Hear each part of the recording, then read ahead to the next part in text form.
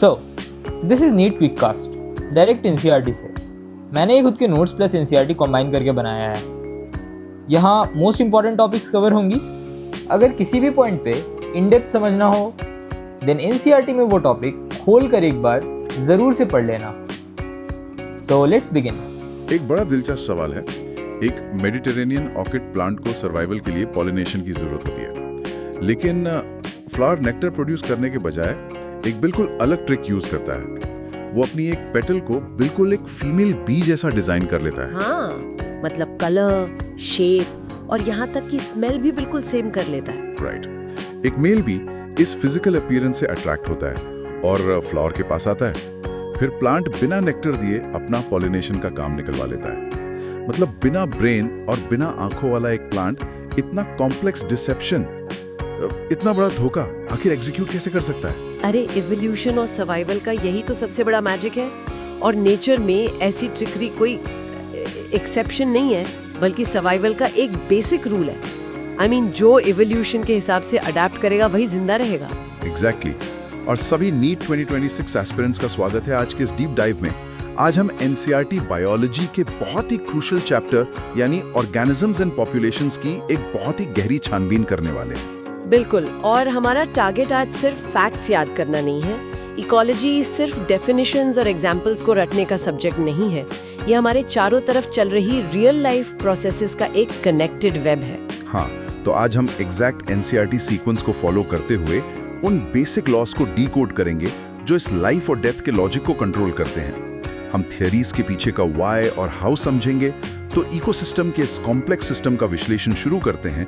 सबसे पहला कॉन्सेप्ट आता है ऑर्गेनिज्म एंड इट्स एनवायरनमेंट। सही पॉइंट से शुरू किया आपने। इकोलॉजी बेसिकली 4 मेजर लेवल्स पर ऑपरेट करती है। ऑर्गेनिजम्स, उसके बाद पॉपुलेशंस, फिर कम्युनिटीज और सबसे बड़े स्केल पर आते हैं बायोम्स। हर ऑर्गेनिज्म अपने एनवायरनमेंट के एबायोटिक फैक्टर्स यानी नॉन लिविंग फिजिकल कंपोनेंट्स के साथ लगातार इंटरैक्ट करता है। राइट।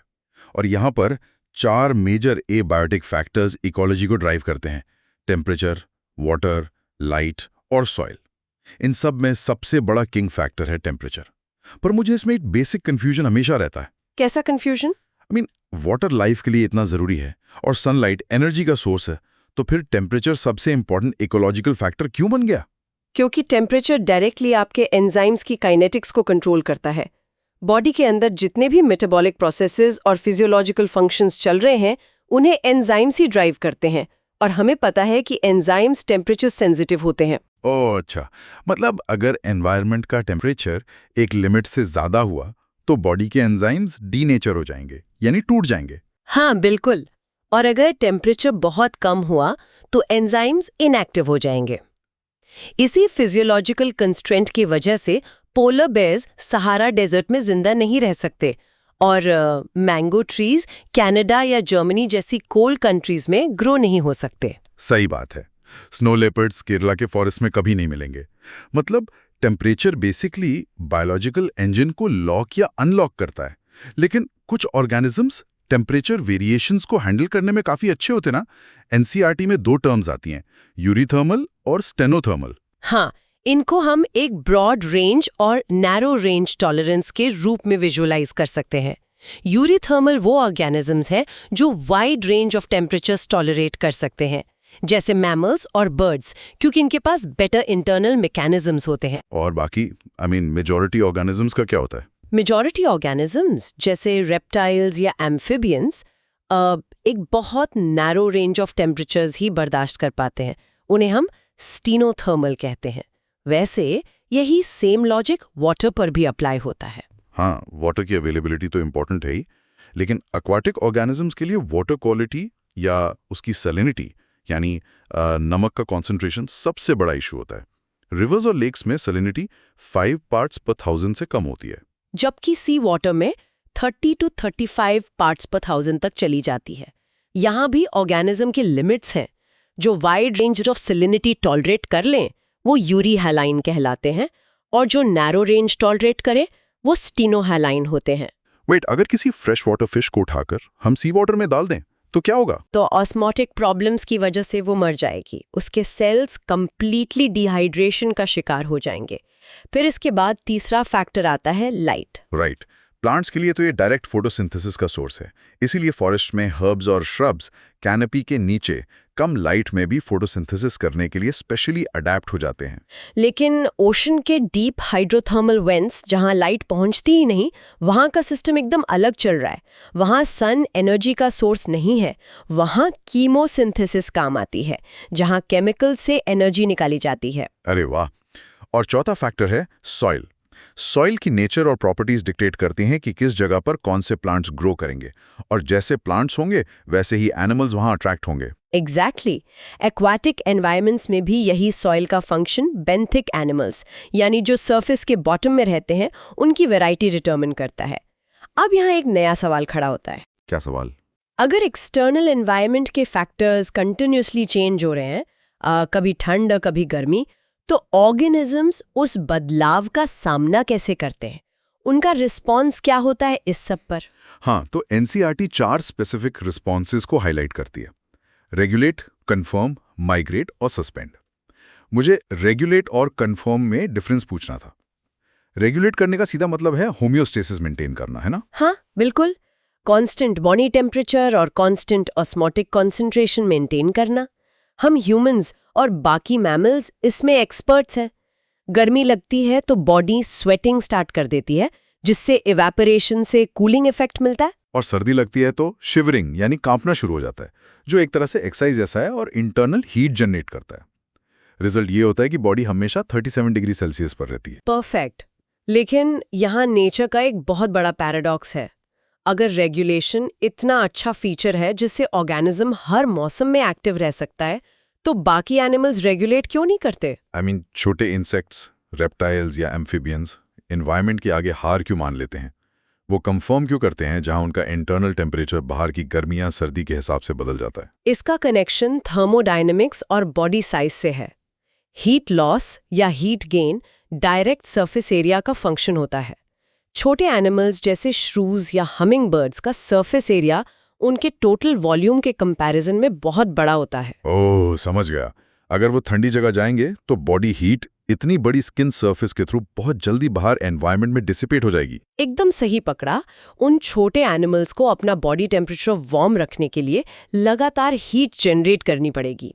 उसके लिए उन्हें लगातार एनर्जी बर्न करनी होगी, यानी उन्हें दिन भर खाना ढूंढना और खाना पड़ेगा। ये तो एनर्जेटिकली बहुत कॉस्टली प्रोसेस है। एग्जैक्टली। इसीलिए नेचर ने उन्हें इस रेस से बाहर ही कर दिया। पोलर रीजन्स में आपको बहुत छोटे मैमल जनरली नहीं मिलेंगे। मेजॉरिटी एनिमल्स कन्फर्मर्स बन गए हैं, क्योंकि एनर्जेटिकली एनवायरनमेंट के हिसाब से बॉडी को एडजस्ट करना सस्ता पड़ता है। ये तो पूरा सेंस बनता है। और जो एनिमल्स एक्सट्रीम एनवायरनमेंट आने पर वहां रह नहीं सकते, वो उस लोकल जगह से टेम्परेरीली भाग जाते हैं, यानी माइग्रेट करते हैं। जैसे राजस्थान के केवलादेव नेशनल पार्क में हर साल विंटर्स में thousands of Siberian cranes migrate करके आते हैं, क्योंकि साइबेरिया की फ्रीजिंग कंडीशन उनके लिए उस वक्त अनबेरेबल होती है, और जब मौसम ठीक होता है वो वापस लौट जाते हैं। लेकिन सोचिए, अगर कोई ऑर्गेनिज्म ट्रैवल भी नहीं कर सकता, जैसे कि प्लांट्स या लोअर एनिमल्स, तब वो क्या करेंगे? वो तीसरा ऑप्शन चुनते हैं, जिसे हम सस्पेंड कहते हैं। वो अपनी मेटाबॉलिक एक्टिविटी को ऑलमोस्ट जीरो करके एक तरह से पॉज बटन दबा देते हैं। सस्पेंड मतलब डोमिनेंसी। बेयर्स विंटर के टाइम हाइबरनेशन में चले जाते हैं, और स्नेल्स या फिशेस समर की एक्सट्रीम हीट और पानी की कमी से बचने के लिए एस्टिवेशन में चले जाते हैं, यानी समर स्लीप। हाँ, और ज़ूप्लैंक्टन स्पीशीज लेक्स में एक स्पेशल स्टेज में एंटर करती हैं, जिसे डायापॉज कहते हैं। यहाँ उनकी डेवलपमेंट कंप्लीटली पॉज हो जाती है। प्लांट्स इस काम के लिए सीड्स बनाते हैं, जो अनफेवरेबल कंडीशंस पास होने तक इनएक्टिव पड़े रहते हैं, जिन्हें हम अडैप्टेशंस कहते हैं। अडैप्टेशन किसी ऑर्गेनिज्म का कोई भी मॉर्फोलॉजिकल, फिजियोलॉजिकल या बिहेवियरल एट्रीब्यूट हो सकता है। इन अडैप्टेशंस की मैकेनिक्स बहुत डीप और फैसिनेटिंग होती हैं। जैसे कैंगरू रैट का अडैप्टेशन सच में माइंड बेंडिंग है। नॉर्थ अमेरिकन डेजर्ट्स में ये छोटा सा एनिमल बिना पानी पिए अपनी पूरी लाइफ निकाल देता है। वेट, बिना पानी पिए? मतलब फिजिकली ये पॉसिबल कैसे है कि बिना पानी के डिहाइड्रेशन ना हो? क्योंकि कैंगरू रैट वाटर बाहर से कंज्यूम नहीं करता, बल्कि उसकी इंटरनल केमिस्ट्री अपनी खुद की वाटर फैक्ट्री चलाती है। जब बॉडी फैट्स का ब्रेकडाउन यानी ऑक्सीडेशन होता है तो बाय प्रोडक्ट के रूप में वाटर प्रोड्यूस होता है। अरे वाह, तो उसको एक्सटर्नल पानी की जरूरत ही नहीं होती। बिल्कुल। और दूसरा, उसकी किडनीज इतनी हाईली एफिशिएंट इवॉल्व हुई हैं कि वो वेस्ट को निकालने के लिए यूरिन को एक्सट्रीम लेवल तक कॉन्सेंट्रेट कर सकती हैं, जिससे बॉडी का वाटर मिनिमम लॉस होता है।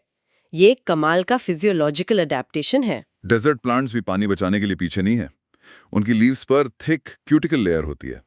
उनके स्टोमाटा सरफेस पर होने के बजाय डीप पिट्स में धसे हुए होते हैं, जिसे संकन स्टोमाटा कहते हैं, ताकि ट्रांसपिरेशन से होने वाला वाटर लॉस मिनिमल रहे। कुछ प्लांट्स जैसे ओपंटिया ने तो लीव्स को स्पाइन्स यानी कांटों में कन्वर्ट कर लिया है और फोटोसिंथेसिस का सारा काम उनका फ्लैट स्टेम करता है। लेकिन इनका एक और केमिकल अडेप्टेशन है ना, CAM पाथवे।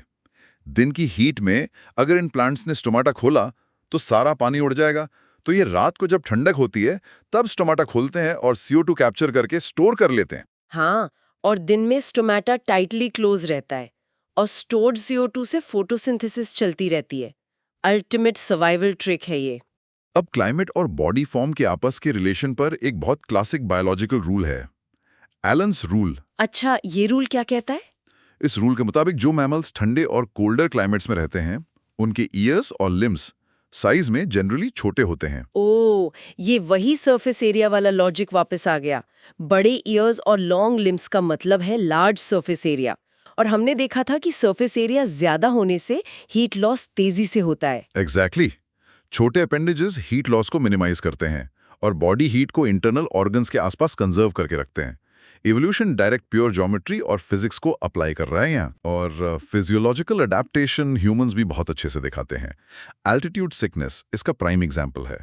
जब कोई लो एल्टीट्यूड से अचानक हाई माउंटेन्स पर जाता है, जैसे रोहतांग पास, तो नॉजिया और फटीग फील होती है, क्योंकि हाई एल्टीट्यूड पर एटमॉस्फेरिक प्रेशर लो होता है और बॉडी को सफिशिएंट ऑक्सीजन नहीं मिलती।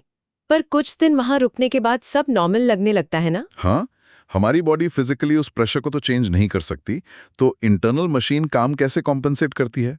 बॉडी बेसिकली RBCs का प्रोडक्शन तुरंत बढ़ा देती है ताकि ऑक्सीजन कैप्चर करने वाली सेल्स बढ़ जाएं। सही कहा।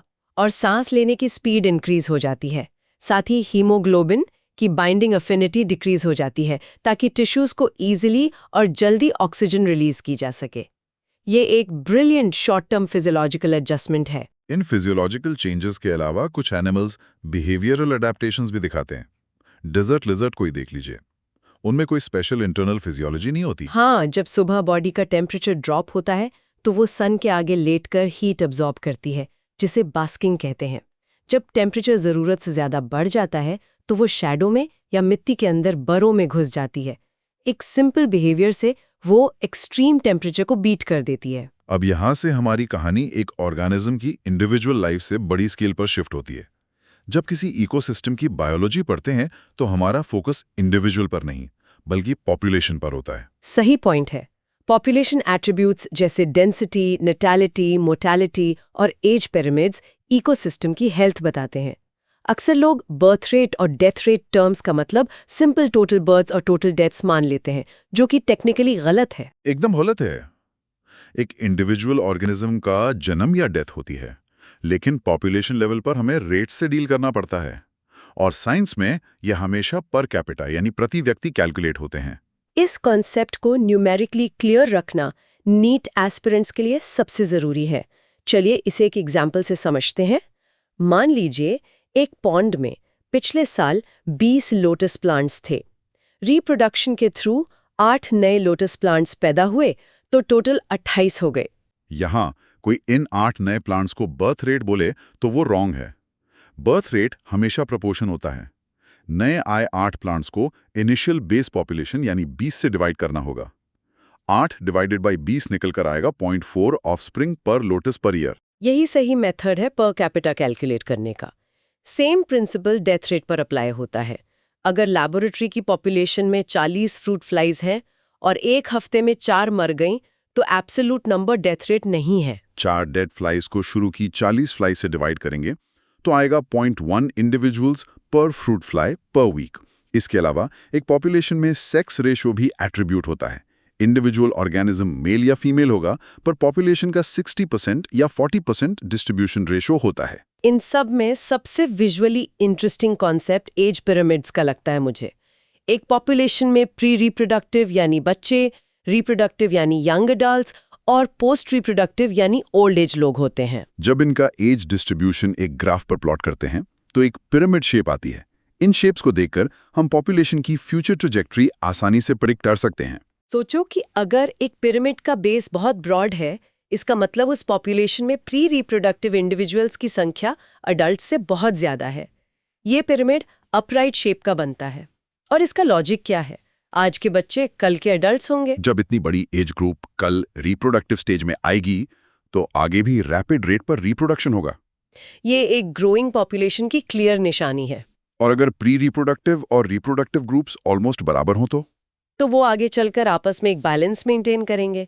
ये शेप बेल शेप्ड बनेगा जो एक स्टेबल पॉपुलेशन को रिप्रेजेंट करता है। और अगर बेस नैरो हो जाए, मतलब बच्चों की तादाद अपने पेरेंट्स से कम हो तो पिरामिड अर्न शेप्ड बन जाता है, जिसका सीधा मतलब है कि पॉपुलेशन डिक्लाइनिंग फेज में है, क्योंकि फ्यूचर में ब्रीड करने वाली संख्या ऑटोमेटिकली कम हो जाएगी। ये डेमोग्राफिक प्रेडिक्शन सिस्टम सच में बेहतरीन है, पर पॉपुलेशन डेंसिटी को लेकर भी एक कंफ्यूजन रहता है। हाँ, पॉपुलेशन डेंसिटी हमेशा प्योर नंबर्स में रिप्रेजेंट करना सही नहीं होता। कुछ केसेस में total number of individuals ecosystem का बिल्कुल गलत पिक्चर पेंट करते हैं। ये नंबर्स मिसलीडिंग कैसे हो सकते हैं? एक एरिया में 100 इंडिविजुअल्स हैं, मतलब 100 हैं। इसमें डिसेप्शन कहाँ है? एक सिंपल सीन इमेजिन कीजिए। एक फील्ड में पार्थेनियम ग्रास यानी गाजर घास के 200 छोटे पौधे हैं और उसी मैदान में एक अकेला विशाल बनियन ट्री खड़ा है। अगर हम सिर्फ नंबर गिने तो रिजल्ट आएगा कि पार्थेनियम ग्रास डोमिनेंट है। ओह, आई सी। लेकिन अगर इकोसिस्टम के फंक्शन और रियलिटी को देखें तो उस बनियन ट्री का बायोमास, उसका शेड कवर और उस पर डिपेंडेंट ऑर्गेनिजम्स की लिस्ट ग्रास के कंपैरिजन में एनॉर्मस है। यहाँ प्योर नंबर्स मीनिंगलेस हो जाते हैं। एग्जैक्टली ऐसी सिचुएशन में बायोमास या परसेंट कवर पॉपुलेशन डेंसिटी का ज्यादा मीनिंगफुल मेजर बनता है। और नेचर इतनी बड़ी है कि मैनुअल काउंटिंग हमेशा पॉसिबल भी नहीं है। जैसे इंडिया के नेशनल पार्क्स में टाइगर्स का सेंसस लेने के लिए हर टाइगर को ढूंढकर गिना नहीं जाता। वहाँ इकोलॉजिकल डेंसिटी इनडायरेक्ट मेट्रिक से नापी जाती है, जैसे पग मार्क्स यानी टाइगर के पैरों के निशान और फीकल पैलेट्स। ये बहुत प्रैक्टिकल है। अब पॉपुलेशन एट्रीब्यूट से आगे बढ़ते हुए ग्रोथ पर फोकस करते हैं। एक इकोसिस्टम में पॉपुलेशन डेंसिटी 4 पैरामीटर्स पर रिलाई करती है। पहले दो हैं नैटेलिटी यानी बर्ड्स और एमाइग्रेशन यानी इंडिविजुअल्स का किसी और जगह से पॉपुलेशन में आना। ये दोनों पॉपुलेशन डेंसिटी को बढ़ाते हैं। दूसरी तरफ है मोर्टेलिटी यानी डेथ्स और इमिग्रेशन यानी आपके पॉपुलेशन ग्रुप को छोड़कर बाहर निकल जाना। ये दोनों डेंसिटी को घटाते हैं। ये ठीक एक बैंक अकाउंट की तरह काम करता है ना? बिल्कुल। नैटेलिटी और एमाइग्रेशन बैंक में डिपॉजिट होने वाले पैसे हैं। मोर्टेलिटी और एमिग्रेशन अकाउंट से हुए विड्रॉल्स हैं। अगर डिपॉजिट्स विड्रॉल से ज्यादा होंगे तो बैंक बैलेंस यानी पॉपुलेशन बढ़ेगा। इसी बेसिस पर नेचर में ग्रोथ के 2 मेन मॉडल्स एग्जिस्ट करते हैं। पहला मॉडल है एक्सपोनेंशियल ग्रोथ कर्व। ये तभी अप्लाई होता है जब एनवायरनमेंट अनलिमिटेड रिसोर्सेज प्रोवाइड करता है। इस कंडीशन में कोई भी रिसोर्स या दूसरा जानवर उस ग्रोथ को चेक करने के लिए अवेलेबल नहीं होता। यहाँ पॉपुलेशन अपनी मैक्सिमम कैपेसिटी से मल्टीप्लाई होती है ज्योमेट्रिक रेट पर। ग्राफ पर प्लॉट करने से एक जे शेप्ड कर्व नजर आता है। इस इक्वेशन में ग्रोथ रेट निकालने का बेस एक टर्म आर होता है, जिसे intrinsic rate of natural increase बोलते हैं। इसे मैथमेटिकली तो birth rate minus death rate लिखते हैं। लेकिन कॉन्सेप्ट वाइज मुझे आर को किसी स्पीशीज की टॉप नेचुरल स्पीड कहना ज्यादा सही लगता है। अगर रोड्स खाली हों तो इंजन किस स्पीड से गाड़ी भगा सकता है? चार्ल्स डार्विन ने एक बार कहा था कि अगर लिमिट्स हटा दी जाएं तो एक स्लो ब्रीडिंग जानवर जैसे हाथी भी कुछ 100 सालों में मिलियंस में मल्टीप्लाई हो जाएगा। पर रियलिटी ये है कि एनवायरनमेंट अनलिमिटेड बिल्कुल नहीं होता। स्पेस और खाना इवेंचुअली खत्म होता ही है। इसीलिए दूसरा और ज्यादा रियलिस्टिक मॉडल आता है, लॉजिस्टिक ग्रोथ मॉडल। नेचर हर इकोसिस्टम की एक मैक्सिमम थ्रेशोल्ड बनाकर रखती है, जिसके आगे वो सपोर्ट नहीं दे सकते। उस मैक्सिमम कैपेसिटी लिमिट को कैरिंग कैपेसिटी या के कहते हैं। यहाँ ग्रोथ कर्व एस शेड बनता है, जिसे वरुहल्स्ट पर्ल लॉजिस्टिक ग्रोथ कहते हैं। इक्वेशन में एक टर्म आता है k minus n divided by k। इसका लॉजिक बहुत आसान है। हाँ, टोटल अवेलेबल लिमिट k में से करंट पॉपुलेशन n को सब्ट्रैक्ट करें तो ये नंबर सिंपली बचा हुआ स्पेस या रिसोर्सेज रिप्रेजेंट करता है। जैसे जैसे n बढ़कर k के बराबर होता है, ग्रोथ फ्रैक्शन 0 बन जाता है और पॉपुलेशन उस लाइन पर स्टेबलाइज हो जाती है। यही इकोलॉजी की अल्टीमेट लिमिटेशन फोर्स है। और नेचर की इस कॉम्पिटिटिव फोर्स में सर्वाइव करने के लिए हर पॉपुलेशन लगातार लॉन्ग टर्म स्ट्रैटेजीज इवॉल्व करती हैं, जिन्हें लाइफ हिस्ट्री वेरिएशंस कहते हैं। हर ऑर्गेनिज्म का एम अपनी डार्विनियन फिटनेस यानी हाईएस्ट आर वैल्यू को मैक्सिमम करना होता है, पर सबकी फिटनेस स्ट्रैटेजी एक जैसी नहीं होती। बैम्बू ट्री या पैसिफिक सैमन फिश अपने लाइफ स्पैन में रिसोर्सेज बचाकर एक ही बार मैसिव स्केल पर ब्रीड करते हैं और मर जाते हैं, जबकि बर्ड्स और मैमल्स अपनी पूरी लाइफ स्पैन में बार बार छोटी छोटी रिप्रोडक्शन साइकिल करते हैं। ऑयस्टर्स का साइज बहुत छोटा होता है और वो लाखों की संख्या में ऑफस्प्रिंग्स बनाते हैं, इस उम्मीद में कि कुछ जिंदा बच जाएंगे। दूसरी तरफ मैमल्स बड़े साइज के बहुत कम ऑफस्प्रिंग्स पैदा करते हैं। अब यहाँ से सबसे आखिरी और सबसे डायनामिक सेक्शन शुरू होता है, पॉपुलेशन इंटरैक्शंस। हर पॉपुलेशन किसी न किसी से रिसोर्स, स्पेस या प्रोटेक्शन के लिए जुड़ी है। आइए पहले बात करते हैं प्रेडेशन की। यहाँ प्रे का नुकसान है और प्रेडेटर का फायदा। जब प्रेडेशन वर्ड यूज होता है तो हमेशा टाइगर और डियर का एग्जाम्पल दिमाग में आता है, लेकिन इकोलॉजिकल कॉन्टेक्स्ट में क्या हर्बीवोर्स भी प्रेडेटर्स के लिस्ट में नहीं आते? इकोलॉजी की नज़र में हर्बीवोर और कार्निवोर बराबर के प्रेडेटर्स हैं। जब एक सीड ईटिंग बर्ड किसी प्लांट का सीड खाती है या काऊ ग्रास खाती है, वो सब एनर्जी गेन कर रहे हैं। प्रेडेशन एनर्जी को इकोसिस्टम के अगले ट्रोफिक लेवल तक लेकर जाने का इकलौता रास्ता है। एक और फंक्शन है कि प्रेडेटर्स प्रे की एक्सट्रीम पॉपुलेशन ग्रोथ को कंट्रोल में रखते हैं। इसका एक classical experiment American Pacific coast में हुआ था, जहां पेसाइस्टर नाम की स्टारफिश एक टॉप प्रेडेटर थी। साइंटिस्ट ने सारी स्टारफिश को रिमूव कर दिया और नतीजा बहुत शॉकिंग था। उस पूल में आपस में रहती आई इनवर्टिब्रेट्स की 10 से ज्यादा स्पीशीज 1 साल के अंदर कंप्लीटली एक्सटिंक्ट हो गईं। स्टारफिश के हटते ही उन प्रे स्पीशीज की पॉपुलेशन एक्सप्लोड हुई और उन्होंने एक दूसरे को खत्म कर दिया। पर प्रे अपना बचाव तो करेंगे। एनिमल्स में स्पीड होती है या उनमें कैमोफ्लाज होता है ताकि प्रेडेटर्स उन्हें देख ना पाएं। मोनार्क बटरफ्लाई अपनी बॉडी में केमिकल्स रिजर्व करती है, लेकिन प्लांट्स तो भाग ही नहीं सकते। इन्हीं लिमिटेशंस ने प्लांट्स को ब्रिलियंट केमिकल फैक्ट्रीज बना दिया है। कांटे तो मॉर्फोलॉजिकल डिफेंस है, असली वॉरफेयर है केमिकल डिफेंस।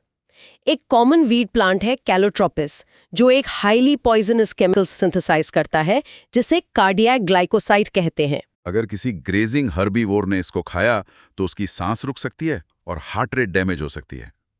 कमाल की बात यह है कि आज जो केमिकल्स हम ह्यूमंस एक्सट्रैक्ट करते हैं, जैसे निकोटीन, कैफीन या क्विनाइन, ये एसेंशियली प्लांट्स ने स्ट्रिक्टली प्रेडेटर्स को दूर रखने के लिए इवॉल्व किए थे। हम उनके बायोकेमिकल वेपन्स अपनी मॉर्निंग कॉफी में पीते हैं। अगला नेगेटिव इंटरैक्शन है कंपटीशन, जिसमें दोनों स्पीशीज नुकसान उठाती हैं। यहाँ Gauss's competitive exclusion principle apply होता है। अगर 2 स्पीशीज बिल्कुल सेम लिमिटेड रिसोर्सेज के लिए compete कर रही हैं, तो वो इंडेफिनेटली एक साथ सर्वाइव नहीं कर सकती। गैलोपोज आइलैंड्स के एबिंगडन टॉर्टॉइस का केस इसका परफेक्ट प्रूफ है। वहां इंसानों ने गोट्स इंट्रोड्यूस कर दी। गोट्स की ग्रेजिंग एफिशिएंसी टॉर्टॉइस के कंपैरिजन में बहुत ज्यादा थी, तो कुछ ही डेकेड्स में टॉर्टॉइस एक्सटिंक्ट हो गए। पर क्या कंपटीशन हमेशा एक्सटिंक्शन में एंड होता है? नहीं, नेचर एलिमिनेशन से ज्यादा कोएग्जिस्टेंस प्रेफर करती है, जिसे मकाथर ने रिसोर्स पार्टीशनिंग के कॉन्सेप्ट से प्रूव किया। उन्होंने दिखाया कि एक ही पेड़ पर वॉबलर बर्ड्स की 5 अलग-अलग स्पीशीज रह रही हैं। सब इंसेक्ट्स खाती थी, पर उन्होंने अपना टाइम और पेड़ का हिस्सा डिवाइड कर लिया। बिहेवियरल एडाप्टेशन की वजह से उन्होंने कंपटीशन अवॉइड किया और सक्सेसफुली कोएग्जिस्ट किया। अगले कॉन्सेप्ट पर आते हैं, पैरासाइटिज्म। एक का फायदा और एक को बॉडी डैमेज। एंडोपैरासाइट्स जैसे लिवर फ्लूक और प्लाज्मोडियम होस्ट की बॉडी के अंदर रहते हैं और इनके एनाटॉमिकल एडेप्टेशंस कमाल है। एवोल्यूशन में उन्होंने अपने कॉम्प्लेक्स सेंस ऑर्गन्स लूज कर दिए और होस्ट को पकड़ के रखने के लिए सकर्स डेवलप कर लिए। और इसमें ब्रूड पैरासिटिज्म तो फ्रॉड का अल्टीमेट एग्जाम्पल है। कोयल अपना घोंसला खुद नहीं बनाती, वो अपने अंडे कौवे के घोंसले में डाल आती है। एवोल्यूशन के दौरान कोयल के अंडों का साइज और कलर बिल्कुल क्रो के अंडों जैसा हो गया है। कौवे को डिसेप्शन का पता नहीं चलता। अब न्यूट्रल जोन इंटरेक्शंस की तरफ आते हैं। कोमेंसलिज्म, जहां एक को फायदा है और दूसरा न्यूट्रल है। जैसे एक ओल्ड मैंगो ट्री की मोटी ब्रांच पर छोटा सा ऑर्किड का प्लांट ग्रो हो रहा है। ऑर्किड को सनलाइट और सपोर्ट मिल रहा है, पर मैंगो ट्री को ना कोई नुकसान है और ना फायदा। या ग्रेजिंग कैटल के पास घूमने वाले कैटल ईग्रेट बर्ड्स। जब काऊ घास खाती है तो मिट्टी से इंसेक्ट्स निकलते हैं जिन्हें ईग्रेट बर्ड्स खा लेते हैं। फिर एक कंप्लीटली विन विन सिचुएशन आती है, म्यूचुअलिज्म, यानी दोनों का प्रॉफिट। लाइकेंस, एल्गी और फंजाई की इंटीमेट पार्टनरशिप का एग्जाम्पल है। एल्गी फूड बनाती है और फंजाई वाटर अब्सॉर्ब करती है। माइकोराइजा एक और रिलेशन है जहां फंजाई हायर प्लांट्स की रूट्स में रहते हैं और फॉस्फोरस सप्लाई करते हैं। पर म्यूचुअलिज्म में सबसे टाइट पार्टनरशिप प्लांट और उनके पॉलिनेटर्स की होती है। फिग ट्रीज और वॉस्प की रिलेशन इतनी लॉक एंड की है कि एक फिग ट्री सिर्फ वॉस्प की स्पेसिफिक स्पीशीज के थ्रू ही पॉलिनेट हो सकती है। वॉस्प फ्रूट में अंडे देती है और सीड लार्वा को खाना देते हैं। बदले में वॉस्प पॉलिनेशन पूरा कर देती है। और म्यूचुअलिज्म में को-एवोल्यूशन ऑपरेट करता है, जैसा हमने स्टार्टिंग में ऑफ्रेस, मेडिटेरेनियन ऑर्किड और मेल बी के इंटरैक्शन में देखा था। ऑर्किड अपनी पेटल को फीमेल बी जैसा बनाकर सूडो कॉप्युलेशन के थ्रू पॉलिनेशन करवाता है। अगर एवोल्यूशन में फीमेल बी के कलर में थोड़ा सा बदलाव आया तो वो मेल बी धोखा नहीं खाएगा, इसीलिए उस ऑर्किड प्लांट को कंटिन्यूअसली को-इवॉल्व करना पड़ता है। ये सब बिल्कुल माइंड बॉगलिंग मैकेनिज्म्स हैं। यहाँ इकोसिस्टम और पॉपुलेशन लेवल्स की डिटेल्स एक ऐसी कहानी बन जाती हैं जो लॉजिकल लॉज की स्ट्रिक्ट बाउंड्री में फंक्शन कर रही हैं। अबायोटिक कंस्ट्रेंट्स, ग्रोथ रेट के इंटरनल चेक्स और स्पीशीज इंटरैक्शन।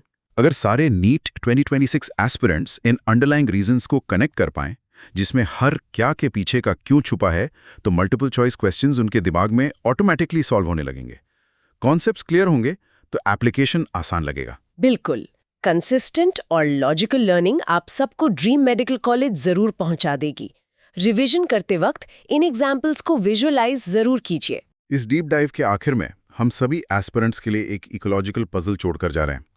सोचो, अगर एक स्टेबल फॉरेस्ट इकोसिस्टम से अचानक सारे टॉप प्रेडेटर्स जैसे टाइगर्स या लेपर्ड्स हमेशा के लिए गायब हो जाएं, तो फॉरेस्ट पर अगले कुछ सालों में एग्जैक्ट क्या असर पड़ेगा?